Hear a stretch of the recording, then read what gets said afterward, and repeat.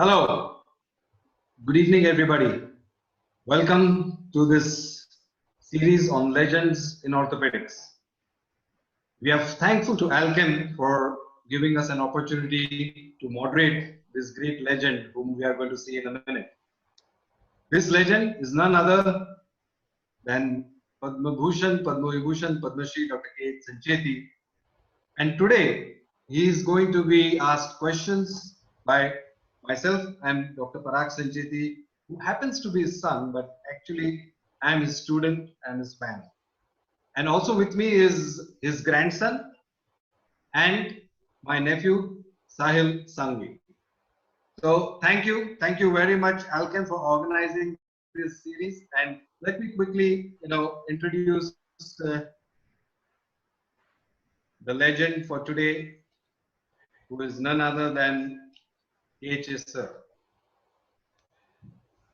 He was born in Pune on 24th July 1936. So his birth date is 24/7/1936, and therefore people fondly tell him that he works 24/7. That's what he's always working, and that is very true actually. His father ran a very small grocery shop in Narayanpet in Pune, and that is where his humble beginnings started. And from there, he made on to great heights. He did his MBBS in 1961 from BJ Medical College, Pune, and his MS Orthopaedics from KEM Hospital, Mumbai. He started his practice right after his MS in 1965 in Pune. Later on, he was awarded the PhD, and also he got the honorary FRCS. He got his inspiration from three gurus, Dr. Koyaji, Dr. Talwalkar, and Dr. Motwani, and you will hear more about them from the legend himself. And that is the reason why he keeps these three photographs at Sancheti Hospital next to the Ganesh temple. That's what he considers them to be, God. KHS sir started his practice with a 10-bedded hospital in Jangli Maharaj Road in Pune, went on to 50-bedded accident hospital called Vasanthas, then made 150-bedded Sancheti of Orthopedic and Rehabilitation, and currently he is constructing a 100-bedded new hospital, which you can see right now, which hopefully would be ready in a year, and then that will take his strength to 250 beds. He is an educationist. He has trained more than 600 students, more than 250 fellows, and not only trained them, but made sure that they started their career and did well in their career. And he still continues to maintain a strong bond with them. He is an innovator and an inventor. He has designed many hip implants. He has designed screws, plates. He's designed a ring fixator called Sandfix. He's designed a hip replacement total as well as partial. And of course, he has designed the Indus knee also. He has received the three highest civilian awards, the Padma Awards, Padma Shri in 91, Padma Bhushan in 2003, and Padma Vibhushan in 2001 for his various contributions to the community and society. He has also received the prestigious DC Rao Award, the International Award for the Medical Excellence, and the Bharat Gaurav Award. He is a family man too. He is a caring husband, devoted father, and a loving grandfather. He has 3 daughters, a son, that's me, and 8 grandchildren, which includes Sahil. So let us see some testimonials which we have from his students and his well-wishers across the country. A man compassionate and an embodiment of simplicity. A rare person who has equal love and empathy for his patients, for his friends, as well as for his students. He is a fast surgeon, meticulous surgeon, and a great surgeon. Integrating packages. Not only that, Dr. KHS Sancheti is a true leader, and he is a leader because he creates more leaders. He has touched life. He's created and empowered thousands of orthopedic surgeons all across India. I go in front of you. Just wish you live for long, and we are always blessed by your gratitude and humbleness. I have had the privilege and honor to work with him at a very close level over the last few years. And I can clearly say that if I am anyone today, it is only all thanks to Professor KHS Sancheti. Thank you very much, sir. Dr. Sancheti, who is a great teacher and great mentor as well. He has contributed to orthopedic by teaching all the junior orthopedic surgeons trauma and the plastic. Not only is he a great orthopedic surgeon, but he is a mentor to hundreds of orthopedic surgeons across the country. And for all of us around him, he is a constant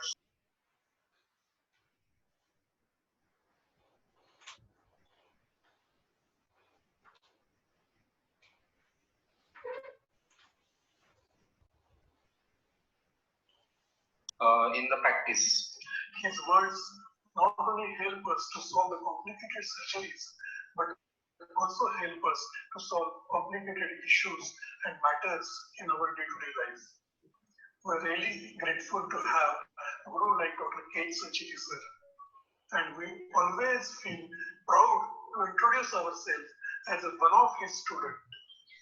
He's a great surgeon, an achiever, open-minded, generous, knowledgeable, modest, courageous, responsible, and highly respected individual. He's truly the Amitabh Bachchan of our faculty. Very lucky to get his patronage for more than 35 years in my life. He's a great orthopedic surgeon of this era, who is internationally well known. I've been fortunate enough to be nurtured under his guidance, and it has made a profound impact in all aspects of life, personal and professional. His teachings, from 6 a.m. lectures to meditation to morning meetings to patient care, he puts his heart into it. I'm delighted to see you on this position where you have risen to a legend. It's very easy to approach Dr. Sancheti, and he has such a wide range of subjects that he is knowledgeable about that he can guide anybody on anything. KHS sir is one of the most kindest, humble, and great surgeon we all know. He has influenced many lives, orthopedic and non-orthopedic. His positivity and encouragement brightened my days. He gave me the strength to become a successful orthopedic surgeon. He is the best mentor I have ever had. So friends, you just heard so many of his students speak, and they really, were speaking from the heart. So today, at the age of 84, I still feel, and Sahil also feels, that the best is yet to come, and you will see it coming. But right now, let us find out a little more of what all he has done in the last 84 years. So good evening, and so nice to see you. And it's the first time I'm interviewing KHS sir, so I'm really excited. And Sahil, how do you feel? Equally excited, looking forward to his pearls of wisdom as always. Okay, so the first question, KHS sir, to you is, how was your childhood, and when you were studying in school and college, what were your memories, and what can you tell us about your childhood and how it has shaped us to be what you are today? Namaste. I am born in a middle class family, and my father had a small food grain shop. And my mother also used to help him. And in the morning time and evening time, when I used to have free time other than school, I used to work also in my food grain shop and giving customer the various things what they require. These are my memories. And I remember one more thing. Once I was weighing some rice and giving to the customer, and just unknowingly, it was less than what it should have been. And I was just going to give to the customer. My father was standing next to me. He slapped on my hand. He said, wait, let the balance come in the center and then give. And he also told me that your customer should be treated as a god. Because of him, I'm able to give you food. Because of him, you are able to take education. So be honest throughout the life. And I'm very happy to tell you that slap on the hand, still I remember every day and follow it one. The another thing which I want to tell you about my mother, she used to get up at 3 o'clock, churn the food grain and other things, and look after us and also the shop. She has imbibed in me the hard work. The hard work from my mother, then honesty from my father, and how to deal with the people from my customer to whom I used to sell food grains in the shop. So these are the memories of me about a childhood. But what happened adversely, since I had no time to study, and I was more interested in this kind of work, I scored only 46% of the mark in SSC. This is my childhood, which I can tell you. So fantastic. So it's really a hardship childhood which you had. So life is full of difficulties, but you didn't just greet them, you defeated them as well. Now, one of the most difficult or challenging scenarios for a student after college is to choose their career path ahead. So what made you decide to become a doctor and subsequently choose orthopedics as your specialty? Yes, it has got some connections. When I was in 10th standard in the school, I had a typhoid fever. Our family doctor, then late Dr. V.R. Soman, who used to treat me and come to my house and take care of me every day, and that made me first impact. And he was so kind and generous. Because of her financial condition, he didn't charge. So I thought this is the one line where you can relieve the agony and help the others. This was one thing. Another thing, my friend Dr. V.R. Karnik and myself, we were schoolmates, and his father was a general practitioner in the Narayanpet area where I used to stay. This impact of both together made me to think to go for medicine. But this was only thinking was not enough. What happened when I joined the Ferguson College in 1955 and 56, there was another third person from my gully, that Dr. Ashok Kukde. So myself, Dr. Vijay Karnik and Ashok Kukde, three of us together studied the whole interscience, and I'm very happy to tell you that my hard work has helped me, even though I was average in the academic situation. They used to study for 6 hours, but I used to study for 12 hours. And the effect happened so much that when the result was out, 3 of us got distinction and 3 of us got walked through admission in the BJ Medical College. This is the fact. What I want to stress here: if you have got good friends, how they can change your life, they can make your dream come true. So good friends, how is they important? I learned from these particular incidents. Then when I was doing orthopedic term in third MBBS, there was one case in our orthopedic OPD. One lady came with a dislocated jaw for 3 months, and the teacher, our Dr. Doshi was the teacher. He told us this is to be reduced under anesthesia, and he took the gauze pieces and showed us how it is to be done. I just casually asked him, "Sir, can I try?" He laughed at me, said, "Okay." And I put it and pressed it and back, and the dislocation got reduced. And since I was good in carpentry in my school days, and this was another impetus I got, I had decided to become orthopedic surgeon thereafter. Fantastic. You know, it just shows that how friends can help. And a man is known by the friends he keeps. So indeed, you know, the friends which you had really helped you, and the friends made a big difference in your life. So once you finished your MBBS from BJ Medical College, Pune, you joined the KEM hospital in Mumbai. And we've heard that you did many different things than what your colleague residents did. And you were always willing to do extra duties. You were always in the wards. Can you tell us something more about your MS Orthopedics residency in KEM hospital? Before that, I want to tell you what has happened in between. After I passed my MBBS, because of the financial condition, I had to do a general practice with one Dr. E.H. Koyaji on Mahatma Gandhi Road in the camp area. I worked with him for 1 year and won his confidence to such a level that he started liking me. And then when I told him, "Sir, This is I'm working because to support my family, but my ultimate aim is to do the MS Orthopedics, and that time MS Orthopedics was not available in Pune. What he did, he phoned to the R.N. Cooper then and the Dean of the KM Hospital and organized, managed one seat for me in KM Hospital, Bombay, where it was first convalescent home. And I remember the date, on the 1st March 1963, I joined the KM Hospital, and then first I was working as a resident of Dr. A.K. Talwalkar. Then I had also chance to work with Dr. K.T. Dholakia and Dr. R.M. Bansali, the three honorees that time. I remember one incident with Dr. Talwalkar. This was my second month or so, and I was also very poor in orthopedics.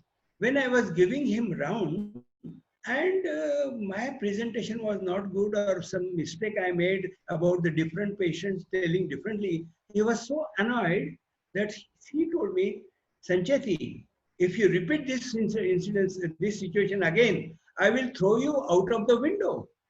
My goodness, that impact on my mind became so good that my approach changed immediately. I started working in the hospital right from morning till in the evening, 6 o'clock or so, along with the patient. Then what I did also, those who wanted to go on locum or go out in the evening, they used to ask me, Are Sanjay, can you do my locum? I said, yes. And what I did, in the evening and whenever anybody was going out, I used to become their locum and stay more in the ward, attend emergencies, do a lot of surgeries. And the result of that was, in 2 years' time, 2.5 years' time, when I was in KM Hospital, during my residency, I could do all the operations. I had done 150 fracture neck, human nailing and plating, and so many other things. So that was the benefit of helping others. When I tried to help others, I was helped more. And that's how my surgical experience before passing MS was also quite good. Then I remember in the month of August 1965, there was a MS examination. I did my MS examination. I passed the examination, and there was one Dr. Motwani staying in Pune. He died, and his nursing home was available for somebody to run it.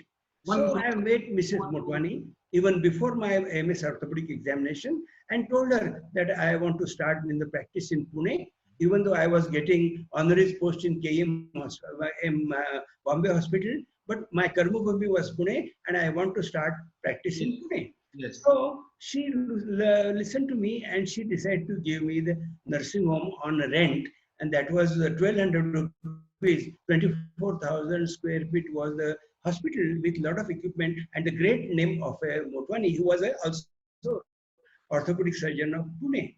So I finished my examination in August. The result was in September, and within 2 months, 12th December 1965, I could start the practice. I did not go a single day out of India to take any education, and I was so confident that immediately after passing the MS, I could start the practice on 12th December 1965. Thereafter, as I became famous, I was having a lot of practice, and I was enjoying it.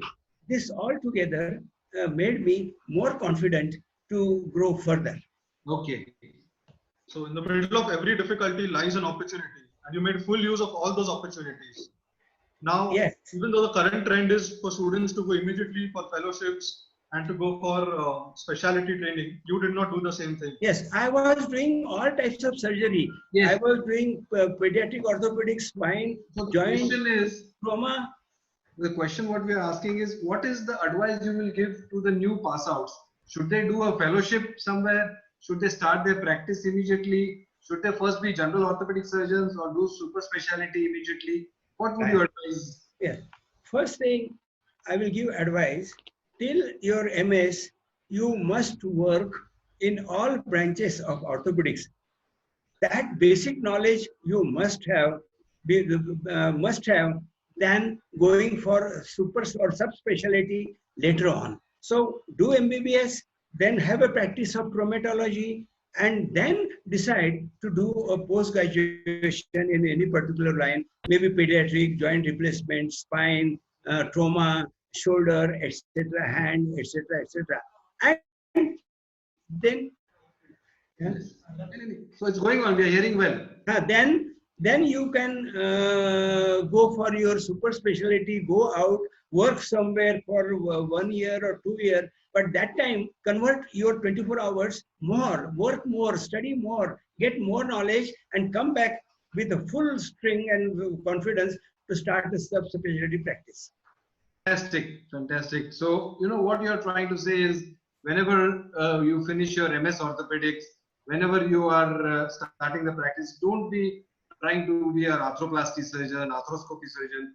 Do your general orthopedics, then go for a fellowship and then start your practice. I think that's excellent advice.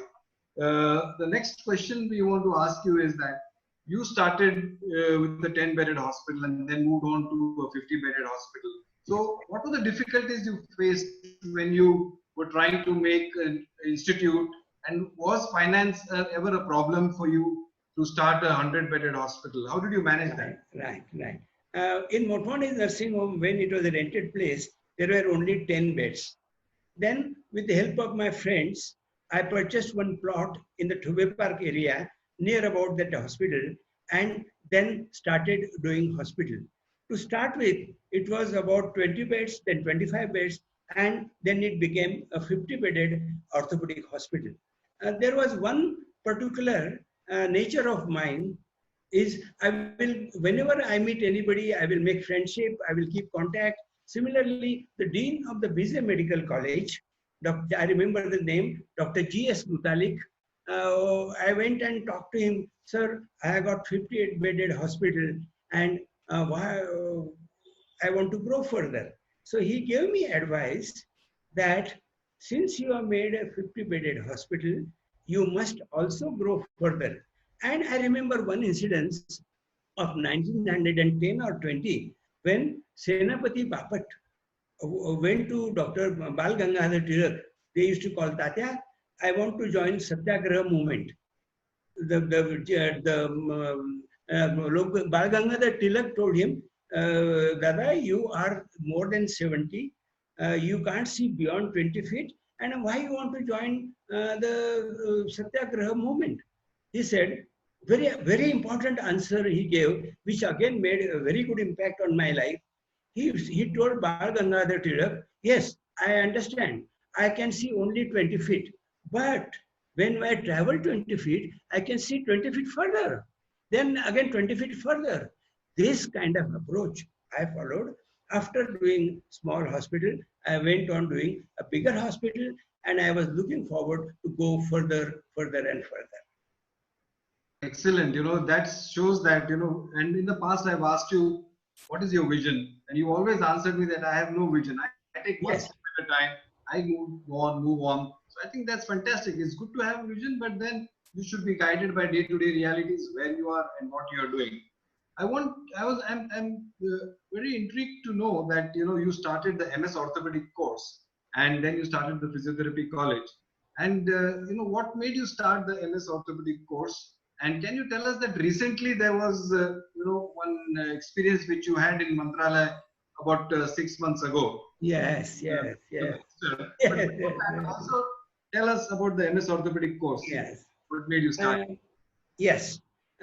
After I made 50-bedded hospital, in the meantime, I wanted to fill up my income tax return, and I was called by the Commission of Income Tax, because in my early practice I was showing a lot of income. So he called me, then we had a very good chat, gave me a cup of tea. Then I just told him, sir, I want to grow further.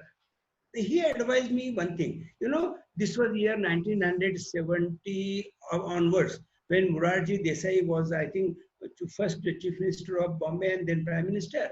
That time, income tax rate was 70% and surcharge 10%. So 77% was the income tax. So the Commissioner of Income Tax giving me advice. I want to share that with you. He said, Dr. Sancheti, if you give me 23 rupees, I will give you 100 rupees. I said, yes, how come? He said, you have got two kinds of practice. One is your professional income and another is your nursing home income. So convert the nursing home income into a public charitable trust.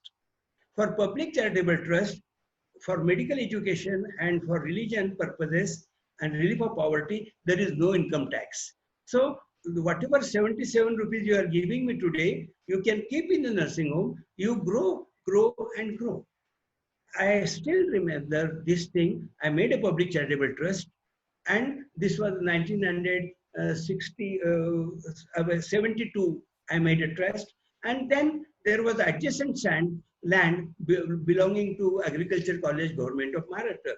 I went to them and asked for that land for medical expansion. And since I made a trust, they donated that land to the trust, and I could construct a big building over the trust. In the meantime, what happened? I again used to go and meet Dr. Mutalik in KM in BJ Medical College, Pune. He told me once, Sancheti, I want to change your name of the hospital. But previously it was Sancheti Hospital. He said, no, now make it Sancheti Institute for Orthopaedics and Rehabilitation. I said, why, sir? You see, you have grown and now it has become an institute. And he also advised me, I would, if you have got a good number of beds and if you are ready to share with students from the BJ Medical College coming to you and examine, giving the advice of private nursing home, I can give you as a certificate of teaching complex of the BJ Medical College. So he made our hospital, trust hospital, as a teaching complex of the BJ Medical College. With that letter, I went to Vice Chancellor, and he also agreed because I had good relations with everyone. Then he recommended the case to Medical Council of India, and let me share my first joy with you all when I received the recognition of Medical Council of India that Sancheti Institute of Orthopaedics and Rehabilitation has become a teaching institute, and initially they allowed only 2 students per year.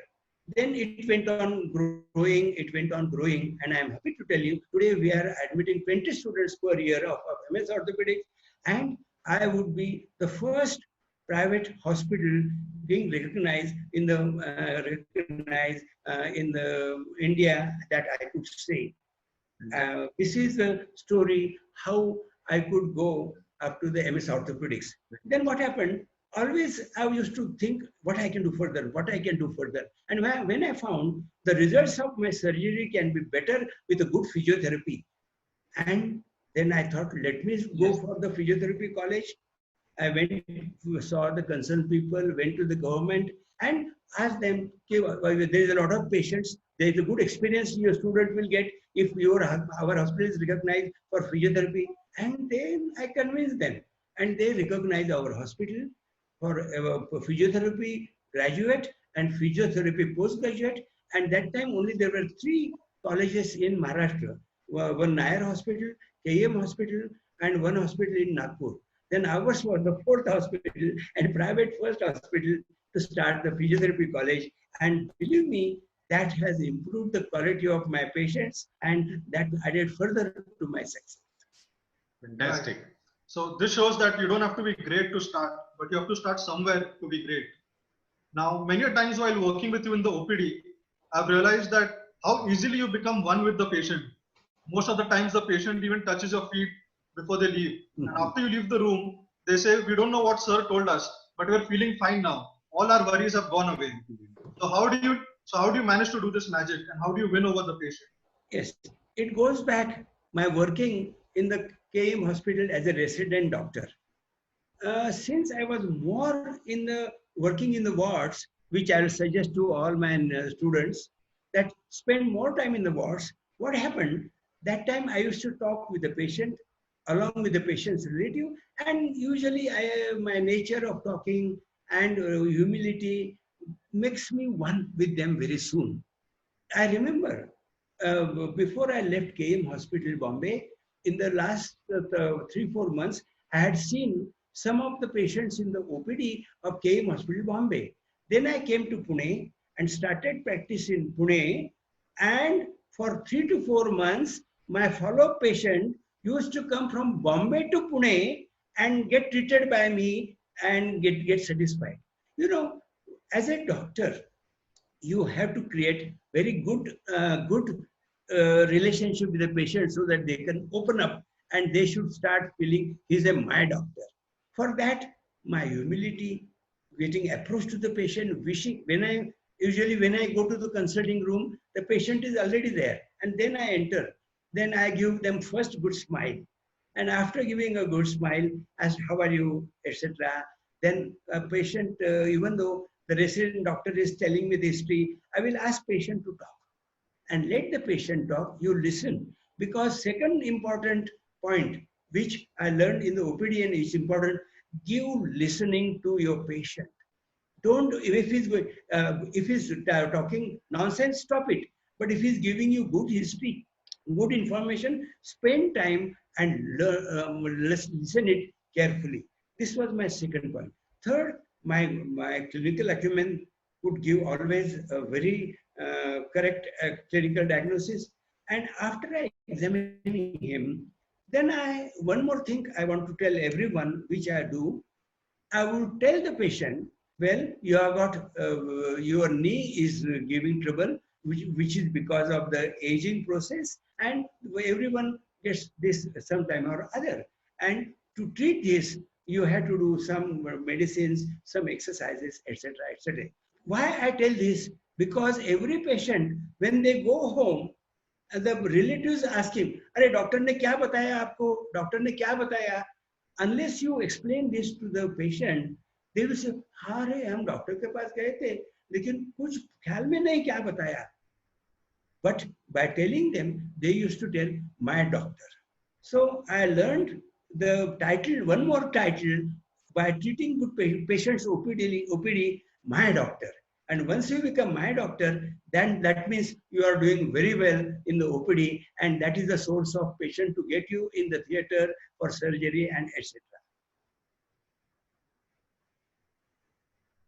It shows so well that how you win a patient, talk to him, give him the advice, give him the message in his language, what he understands. I think that's important. And this is, I'm reminded by a saying by Abdul Kalam. In life, no one will remember how you looked, walked, talked, or what you did. Everyone just remembers you by the way you made them feel when they were with you. And that definitely helps, how they felt and what the impressions they went home. I think that is fantastic, and we've learned something from you today, sir. Right. I want to move on and ask you something about your favorite creation, your favorite invention, which is the Indus knee joint. And you have designed and created the Indus knee joint. What prompted you to do it, and what were the difficulties faced when you tried to do it, when you tried to experiment, manufacture? So please tell us that, so that all of us youngsters will have some message from your Indus creation. Right. You see, this was a year back in 1980, when the hip started in 70, the knee replacement started, Dr. Dholakia started doing in Bombay, and then I also started doing in Pune. And any patients to whom I used to advise knee replacement, they used to ask me the cost.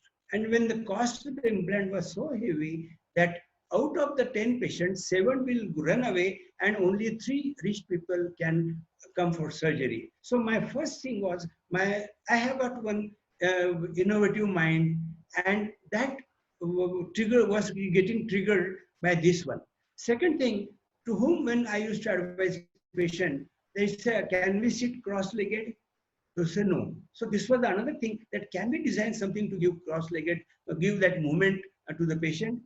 Then third thing, my teacher, my friend, Dr. Ranawat, my good friend, Dr. Nandu Lad, they encouraged me, "Kanti, why don't you work on this? You always like that innovation. So try to do something." So it went to my mind, and I decided, let me do some Indian implant. I started working it for totally 3 to 4 years. I one engineer and sit with him and to do the modeling on the computer. And this did 3-4 types of modeling. And then one prototype, once I decided that this is the model I want to final. And then I went to various workshops in Pune.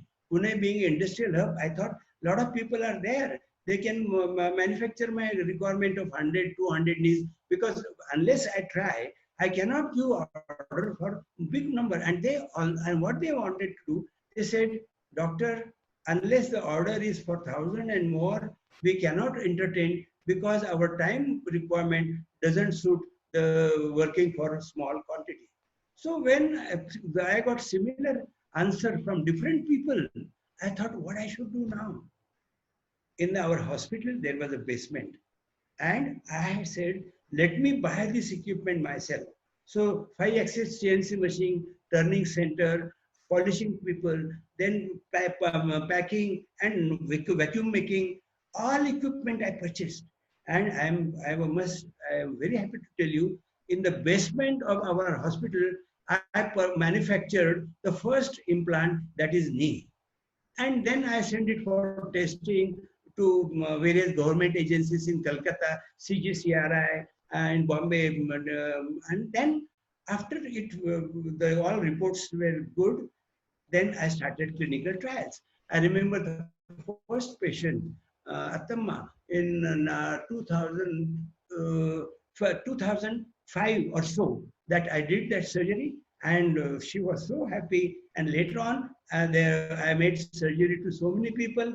And in the days of Ganesh Chaturthi, I called them for a dinner, for a lunch, and I made them sit cross-legged and served them the food. It was again a very nice situation for me. Then I applied for the patent, and I got the patent for my design.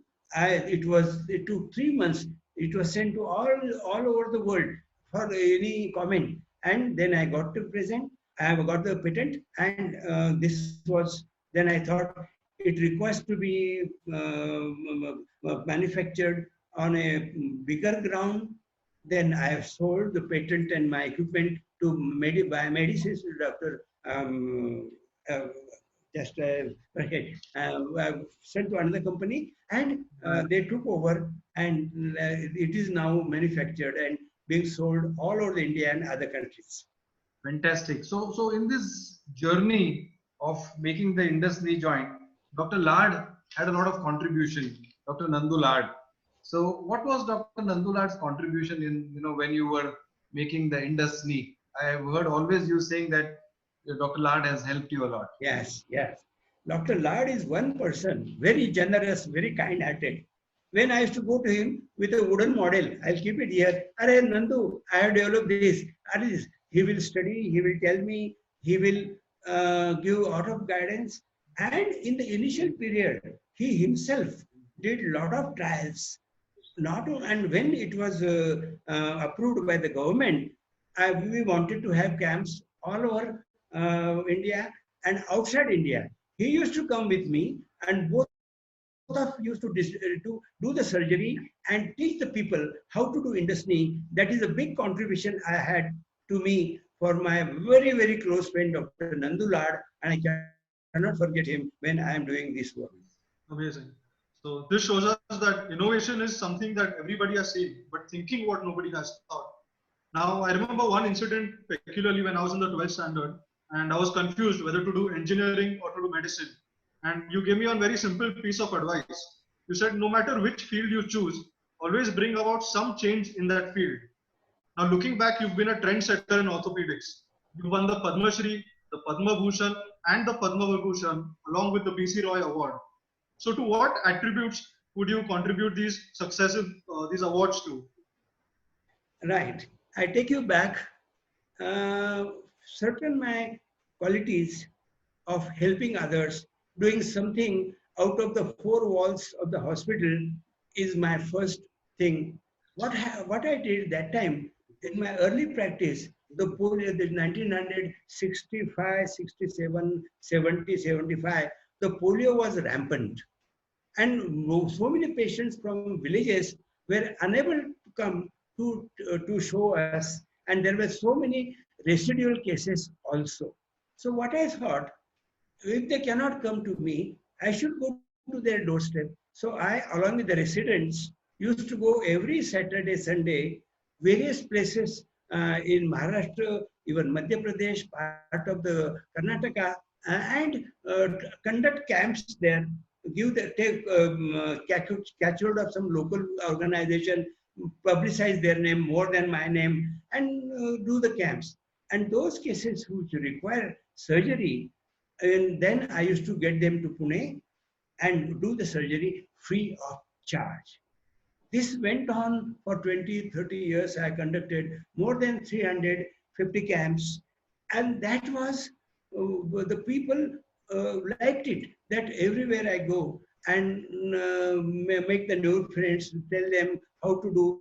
Wherever I used to go for a camp, I will organize one lecture for a general practitioner and let them know this how I did publicity, or what you can call marketing. Nowadays, definition of marketing is different, but this was my helping the people and then getting the name, as was the first important thing I want to tell you. Second thing, then when the polio got over and there were not much residual cases also left, then I thought, let me shift from pediatric to geriatric.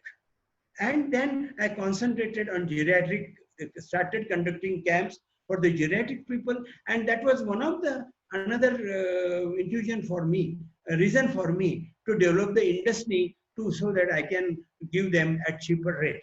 So I did a lot of work for geriatric patient, and even now, whenever there is a chance, I will go conduct camp, be with them. So all this work together was well appreciated by Government of India, and at every stage they assessed me and gave me Padma Shri 91, Padma Bhushan 2003, Padma Vibhushan 2012, and 2016 B.C. Roy Award.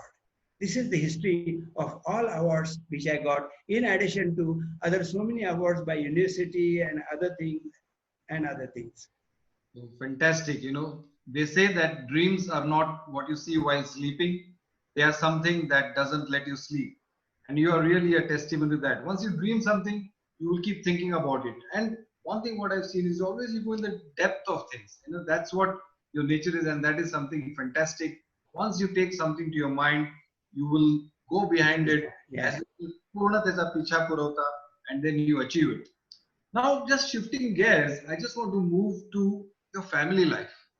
I am your son, so I know. I cannot chat, cannot speak lie. Because my son is sitting there, and they know everything.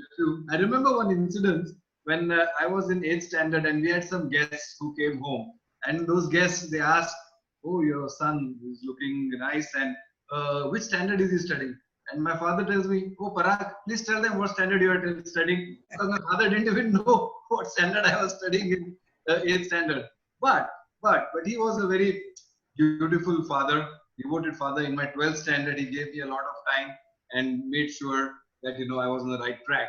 But let me ask you something here. I can say, Papa, that what is it in your family life? Who really helped you in your family life?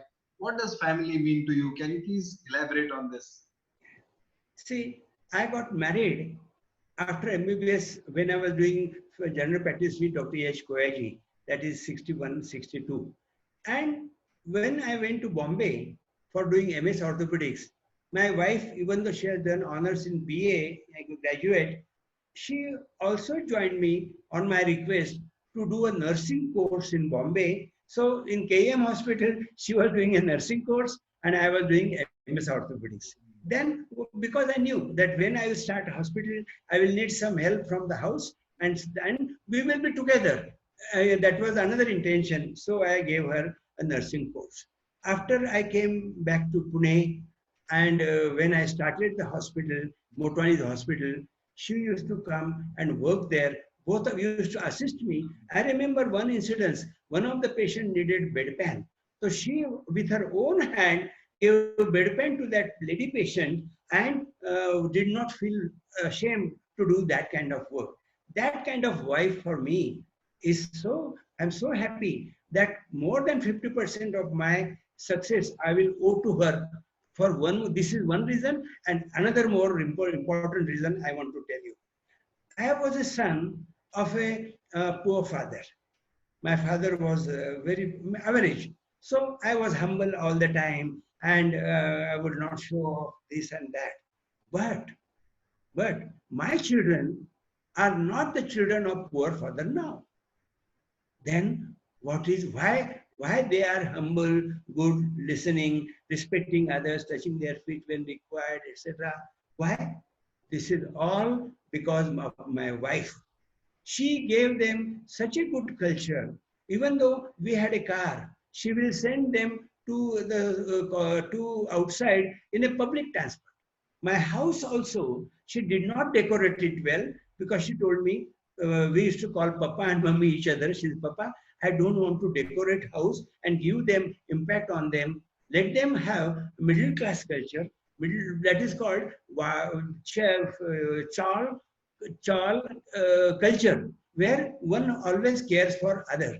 So this is the reason I am very happy to tell you, my children, now even though they are children of a rich father, they are equally humble, equally approachable, respectful, and all that credit goes to my wife. I got one son and 3 daughters. Eldest one is Manisha, second is Parag, third is Sonal, and fourth is Rupal. This is my family, and I have got 2 children from each of them. So one wife, 4 children, and 8 grandchildren. That is my family.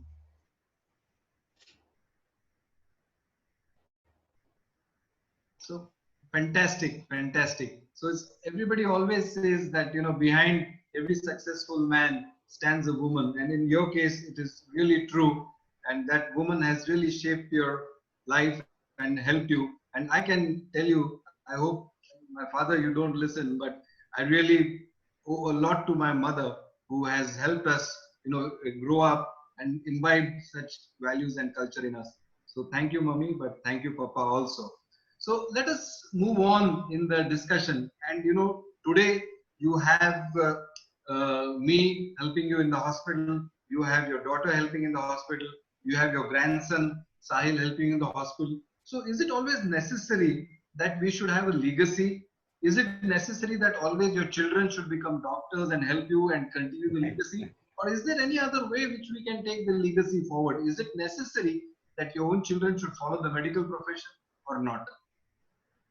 Well, God has been kind to me in all the aspects, and also giving me son and daughter to take my work further as a legacy. My son, as he has told you, is an orthopedic surgeon. He has taken over the professional part, and my daughter Manisha Sangvi, she has taken over the administrative part and the physiotherapy college, etc., etc. I am so happy that in front of they are running it so well, and this is the desire of every father. But one thing I want to tell you, I did not tell Parag to become a doctor, and I did not tell him to take a orthopedics. For one reason, if they are not interested, don't force them to take the medical line and run the hospital. I got 2 reasons to offer for that. If they are not interested, and if you tell them to do, their life will be ruined, and they will ruin as a part of your creation, etc., etc. So this is one aspect. I tell you that I am lucky. Well, some people ask me, Dr. Sancheti, is it always necessary that you should have a son and daughter who should run whatever hospital you have created, etc., etc.? I said, no. If your son has gone for engineering, let him go for engineering. Let him do what he wants to do. You did what you want to do, why your children should do what you want them to do. And number 2, what I want to tell to everyone, that when you have started hospital, you have earned sufficiently, use that place sufficiently, so there is no need to think for you that somebody else should run it further. No. Instead of that, 2 things. If your organization is small, you can sell it and get the money and then do something of what you want. If your organization is big and if you don't have your family members' legacy, go to some good organization, hand over that institute to them with the intention, good intention, and let them run it. These are my advice. Don't make children unnecessary to do your hospital, run your hospital, make them doctor. No. And you have earned sufficiently out of that institute, so don't keep any further attachment with that. That is my advice. Yes. So this shows that let your children follow their dreams and their passion. Don't force them on any career path. Now, we know that there are no office hours for leaders. And one of the most difficult things in today's day and age is time management. Throughout your career, you've worn multiple hats. You've been a surgeon, an innovator, a teacher, you've run a hospital. While building a hospital and designing hospitals across India, you've even been an engineer and an architect. So how have you managed all this time and not neglected any aspect of your career? What I say, if you want to have more time out of 24 hours, there is a one trick. Trick is time management and honoring the time. If you think of time management, you then start, what are the things I have to do in these 3 months, 6 months, and then you jot down. These are the things I have to do.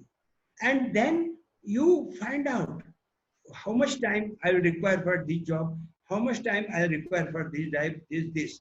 Then prioritize. Whatever you want to do first, do them first, and give a certain time for that slot and stick to that time and don't waste time in that to add more. This is one thing I did right from my childhood. I learned that from Dr. Talwalkar. He was very fond of keeping the appointment and respecting the time. So time management, number one, write down what things you want to do. Number two, prioritize what they want to do further, and then keep on changing as per the achievements you do. Punctuality is so important that even today, I go somewhere, even for public function, they have printed that come at 6:30. And they phoned me, Dr. Sancheti, you can come at 7 o'clock, doesn't matter. I said, no, I will be there at 6:30, whether you are there or not, because I don't want to spoil my name because somebody is not there. So giving respect to the time, reaching them little time before gives you more time. You do not waste others' time. So this impact of time management on me and respecting the time, I want to tell everyone that please make a time management charge and please follow the appointment. Please, whatever time you are given, respect the time and reach in that particular time. This will give very good success in your life and job satisfaction. So fantastic. You really taught us how to, deal with time. And the challenge is not to manage time, but to manage ourselves. I think that is the message which we get out of this. And for me, I have to learn this. Being his son, I think those genes have not come to me. I will never be on time for OPD. I will always be late. But today I promise you that I will. Oh, very happy, very happy. I will respect time. But moving on, one more thing which I and many others need to learn from you is about discipline. And you always get up at 4:30, you do your exercises, you will shave every day in spite of the COVID issues, you will be ready at 7. And, how do you keep fit? And today, touch wood, nobody will say you look 84, you look 48. So what is the success of your fitness? What is the success of your exercise? Right. Please tell us that. When I was doing practice early day, I used to work hard a lot. As I told you, every 4th Sunday, I will move on camp. And 5th Sunday, which used to come after 3 months, I used to give for family. That much hard work I was doing. And to do the hard work, you can't do better unless you are got physically fit. And I came in contact with the late Dr. Spiritual Guru J.P. Vaswani. And he told me, Dr. Sancheti, when you want to grow, you want to take care of your mind.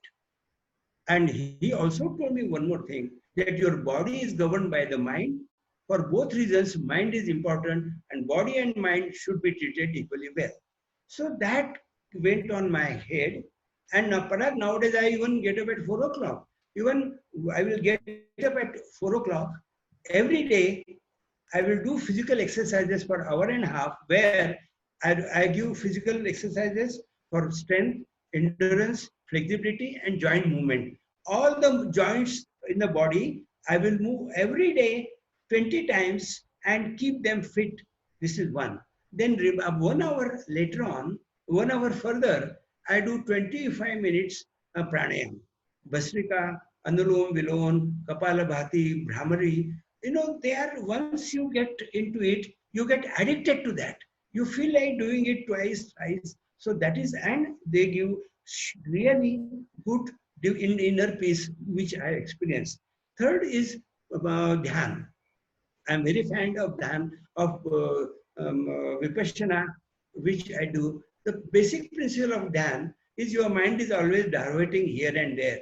To get your mind concentrated to something, somebody may say, look at the lamps. Somebody will say, close your eyes, observe your breath, etc., etc. Central idea of this dhyan is to concentrate yourself and minimize and come to a not thoughtless position, near about thoughtless position, because every part in the body needs rest, and that kind of rest to the brain stimulates your brain further, and that is the importance of dhyan. So physical exercises, pranayam and dhyan, all the three things I do, and I find every day still ability to work, still ability to move, still ability to sit late, and I owe all that my fitness. So I advise each and every orthopedic surgeon. In the initial period, you will have little time, but as soon as you pass 45 or so, start taking out little time. In your time management, make that as a first appointment, because the first appointment you never lose. Therefore, make first appointment in your timetable is exercises. If somebody says, I don't have time, sir, I said, get up, reduce your sleep by 1 hour, get early and do the exercises, because everyone, medical field especially, must do exercises, physical exercises every day, and later on go for dhyan and pranayam, which will make you give inner peace and very comfort and enjoyable old age. Yes, so I think you've personified that age is an issue of mind over matter. If you don't mind, it doesn't matter. Now, one of the whole world is at a standstill because of an unprecedented situation, which is the coronavirus. There are a lot of adverse effects, deaths, social unrest, economic hardships. So what would be your advice to all of us during this COVID crisis? This is my first time in my life I saw this situation that we are sitting at home and everything is standstill. And it is not only in the India, it is in the whole world. But in India, situation is not as bad as compared to other countries. So first thing I want to tell everyone, my simple principle. My one simple principle is convert your liability into asset. What is the liability? You can't go out. You are only in the four walls of the room, and somebody will feel depressed. Oh, what I am sitting this. So this liability of staying in the house, convert into asset. How? Find out what you have not done in the life which you want to do. Find out what you can read further. Find out certain ways to teach the student better. There are so many things you can do when we are sitting in the house, which you never did before. Learn new things, learn music, whatever you want to do, learn, enjoy with your friends. My wife and myself, we are sitting together day and night. Recently, she has undergone knee replacement operation, so I am able to give her my services to take care of her. And this kind of so many advantages. There is one special advantage for me, that before this corona, I used to, myself and my wife used to fight every now and then. But now, after we are together, that fighting has gone. We do not fight nowadays at all. And she is happy, I am happy.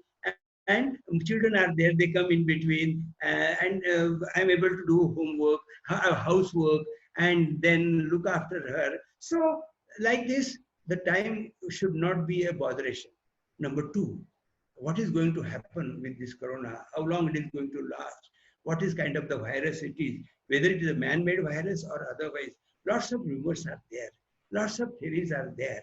Well, person like me said, okay, what is the use of thinking about that? Now let us plan how we can fight with corona.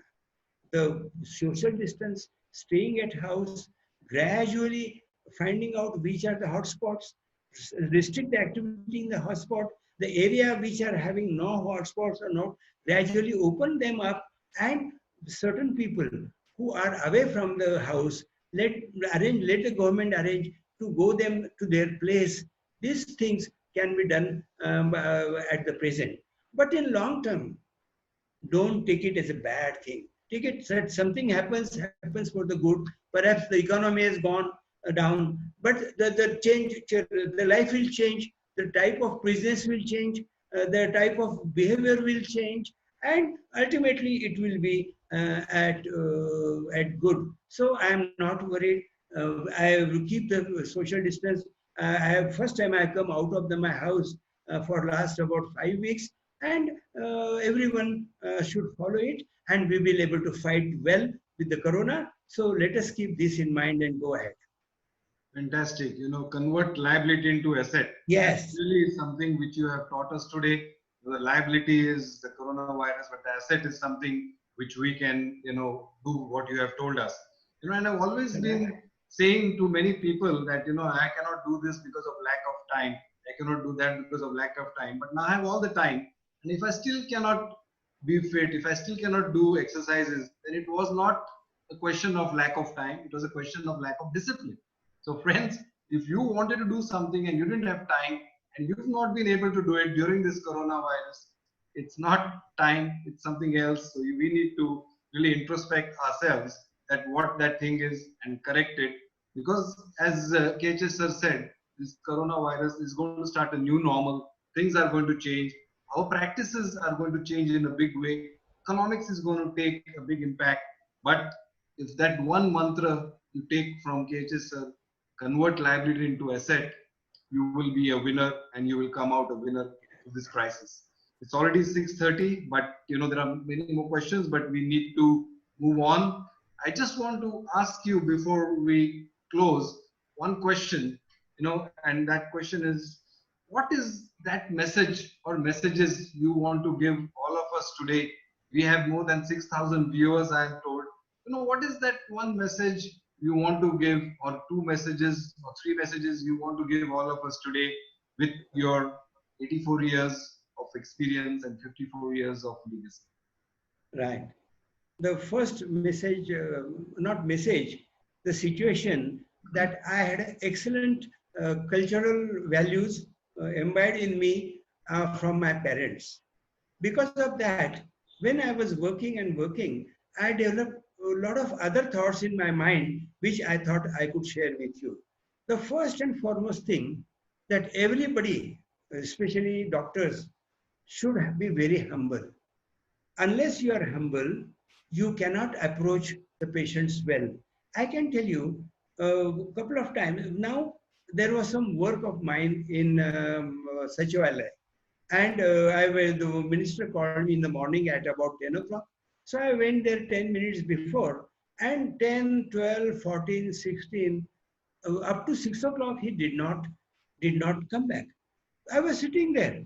I was just not showing anger on the face. I said, let me do my certain work I am doing.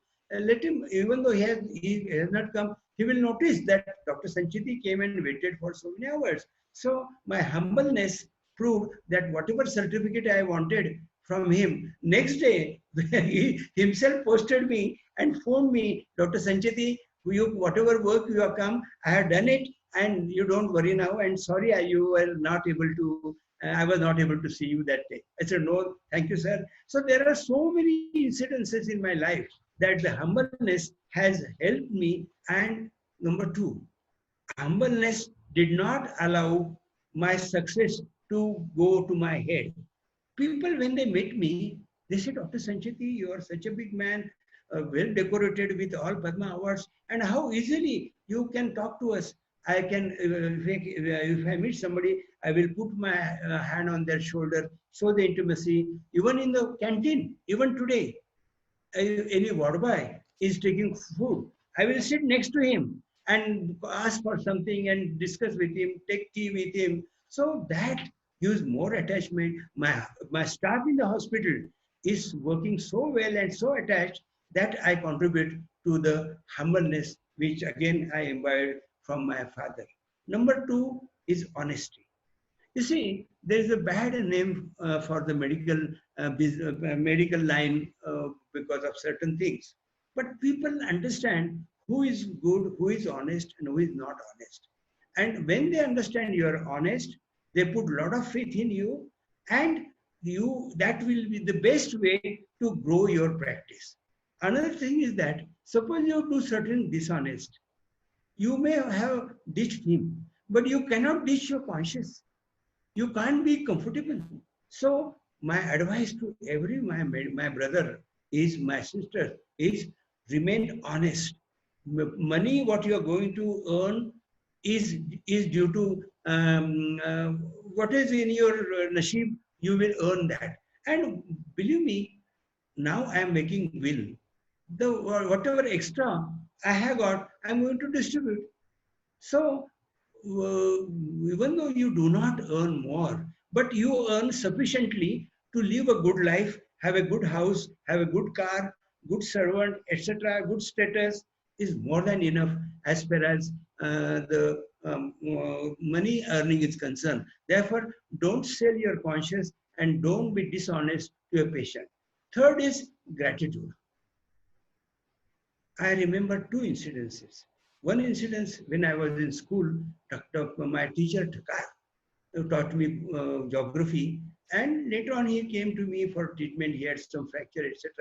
I gave him full free treatment and went to his house to see the follow-up. So that gives you different pleasure, that in life you take help from somebody, but you must remember throughout the life that somebody has helped you, and you must help others accordingly. So the gratitude, again, there are so many other examples that my Koyaji was working with Dr. Koyaji in general practice, and because of my gratitude towards him, he did so many things later on for me. So gratitude is one which keeps you humble, and you must not forget who has helped you in your life.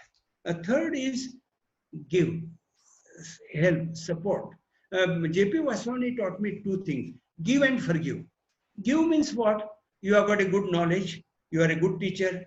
Now teach the students, teach whatever people you can, and that's how do that. If you have got something, you are a rich man and you have got excess money, distribute to them for the needy people, because what a great pleasure when you see some old non-deserving people sleeping in the jhoppadpatti, etc., and you go and help them. What a great pleasure in that. So number two, whatever you can give others, whatever way, knowledge wise, is some teacher asked me, what we can give? We can prepare CEO of a big company. So everybody has got something to give, and they should give. And last but not the least is forgive. I remember one incident when I employed the engineer, and that engineer and myself, we were working and preparing a model of the industry. So I had prepared two models. So one model which I did not use, he sold that to some other instrument manufacturing company. When I heard this, I became so furious. I thought I will kill him. Doesn't matter if I am hanged. But when I went to Dada J.P. Vaswani, he told me, Dr. Sancheti, forgive him.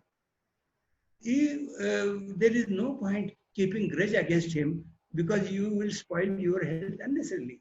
If you have done bad thing, God is there. So why you want to take work of God on you? Forgive him. Wish him good thing. And that was the month of November. And in the 31st December, when I phoned him after 4 years, hello Amar, happy new year to you. He was stunned to get a phone. Then again we become friends. So in life, do not keep grudge against anyone. Even though somebody has insulted you, somebody has ditched you, or somebody has humiliated you, God will take care of it. Learn to forgive them. If you have learned the habit of forgiving, you have won your race. I can say that much importance I give to forgiveness. Well, along with that, attachment to the work and general other principles that you know are required. Dear, I want to give advice to my young orthopedic surgeons. Keep ambition to grow. The type of practice has become different. Now, at my time, there was somebody can start small nursing homes, etc., etc. About that particular stage has gone. Now, either you can do a good practice because orthopedics has subdivided into so many things, and you all subspecialists can come together and develop one group practice together. Number one, or some corporate hospitals are coming. Join them initially till if you are happy, continue there. But if you think that they are asking you to do asking certain numbers, then don't work there. Certain corporate hospitals, they give you target. How can we take target in a medical field like that? So that is another aspect. But what I want to tell you, whatever it may be, grow, grow and grow. One more thing I want to tell you why I want to grow is the nature. I don't remember, somebody taught me that a seed, a small seed, when you put into the earth, it becomes tree. When the tree gives lot of fruits, seeds, and it goes further. So it is a law of nature that you must grow, grow and grow happily. For the sake of growth, enjoy it. And that should be the approach. You will feel at the end of the day, so happy that you have contributed something to others, you have contributed to the life, you have grown up yourself, and your children will follow that kind of culture, and it will be the very successful family. I wish all my colleagues very good luck, and this is my sort of advice to you. Some lovely messages, some great messages of humility, gratitude, forgive and forget. That is something which we have to learn. Sometimes we really get so angry, but forgive and forget is the great message. Your humbleness, your zeal to work hard, exercise, all these things are so many qualities which all of us can imbibe. I think time is short, and it's very difficult to sum up and capture the life of such a great person in 1 hour. But I think it was fantastic. Sahil, you would like to say something before we conclude? So I think that was absolutely full of pearls of wisdom. And I think to summarize, from your humble beginnings, we've learned that a man who moves a mountain begins by carrying away small stones. From all the hurdles you faced, we've seen that the greater the obstacle, the greater the glory in overcoming it. From the multiple hats you've worn throughout your career, we've learned that success comes to those who are too busy to look for it. From all the patients' lives you have touched, we realize that leadership is not about owning titles and making money, but it's about one life influencing multiple other lives. You've taken the road less traveled. With your passion, your perseverance, and your persistence, you've made a mark in history, and you've certainly left the field of orthopedics much richer than it was without you. It was an absolute honor and pleasure to have you with us, and I'm sure you've left all our viewers with a renewed sense of passion, purpose, and energy. Really, really, Sahil, you summed it up so well, so beautiful. Today we've learned from KHS that every patient is a picture of God, and to treat a patient is to worship God. And he literally does that. He may forget to do his puja, but he will treat his patient well, and that's how he really worships. That's the true devote he has. So today we've had the pleasure, and I and Sahil and me have had the pleasure to really go through this life of a astute orthopedic surgeon who has been practicing for the last 54 years and is still counting. He's not only an orthopedic surgeon, but he is a teacher, a guide, a mentor, and he's somebody whom you can always fall back on, always look up to. No, I remember the words of William Osler. The good physician treats the disease. The great physician treats the patient who has the disease. And today we've learned from KHS that we have to treat the patient. We have not to treat his disease. If you treat him as a whole, the disease will get better. And even if it doesn't get better, he will not hold you to it because you have touched him emotionally. And that is what we have learned from KHS. As we have just said, 1 hour is not enough. We would have spent 24 hours a whole day, but yet not completed. But today I learned a lot. And before we conclude, KHS sir, any one last message, 1 line, 2 lines before we conclude? The time is up, I know, and you're a strict follower of time. But one last thing, and we will end the show. Well, what can I say? Be happy. Thank you. Thank you. I think that's a great message. Be happy. And before I end, let me announce the next legend program in the series of Alchem, and that is going to be none other than Dr. Johari. Last week we had Dr. Raj Shekharan, who was moderated by Dr. Ram Chadda, and a lot of messages came. Today we've heard Dr. K.H. Sancheti and Sahil and me have managed to learn so much and get out of him to give you.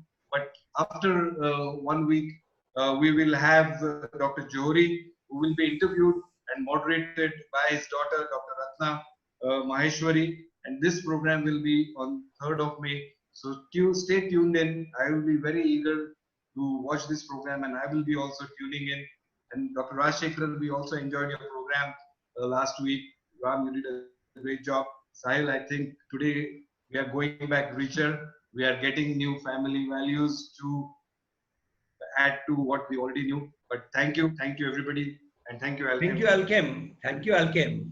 Thank you.